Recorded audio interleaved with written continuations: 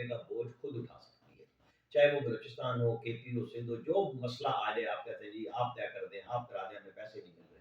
पैसे तो सूबों के हर एक अगर रुके हैं तो सबके रुक रहे हैं। ये तो शिकायत अब जो मुराद अली शाह हैं इन्होंने लिख के प्राइम मिनिस्टर शहबाज शरीफ को की, जो नॉन कस्टम पेड गाड़ियां हैं ये भी फौज लेके आती है। ये तो वो कह चुके हैं ना इल्जामात, और इसके जवाबात भी आए कि क्या किस तरीके से होता है कि जब 1236 किलोमीटर का केपी का बॉर्डर है अफगानिस्तान के साथ, और जब फितरतुल खवारिज के लोगों को दाखिल करना होता है तो अफगान तालिबान हमारी चौकियों पे हमला करते हैं जो 20-25 किलोमीटर दूर होती हैं एक दूसरे से, और उन लोगों को बाढ़ भी कटवाते हैं चंद मिनटों में जाए और वो क्रॉस करा देते हैं, और बड़ी मुश्किल पहाड़ियां हैं जिस तरह जहां जहां से वो लोगों को लाते हैं निकालते हैं। और अगर फौज ये ऑपरेशन ना कर रही हो तो उन्होंने ठीक कहा ना, फिर तो टोलियों में लोग आएंगे यहाँ पे। अभी तो हम मारते हैं ड्रोन के जरिए भी पकड़ते हैं उनके ऊपर, उनको बॉर्डर पे भी मारते हैं।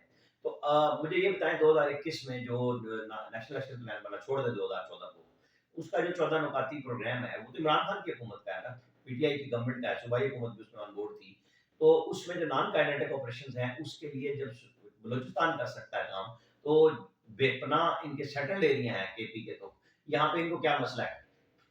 हाँ, इनके मसले क्यों हैं? इनकी ना न जो है बिल्कुल यही है, और ये बात हर बंदा कह रहा है कि आपने नॉन क्रिटिक ऑपरेशन में ना ताउन करते हैं, ना काम करते हैं सिवाय सियासी बयानियाँ बनाने के, जो अब सोहेल अफरीदी ने बड़ी कामयाबी से फिर बना लिया है कि ये तो फौज है और मैं ये करूँगा, मैं जरगा बनाऊँगा। भाई आपके जरगे ने तो फैसला किया है।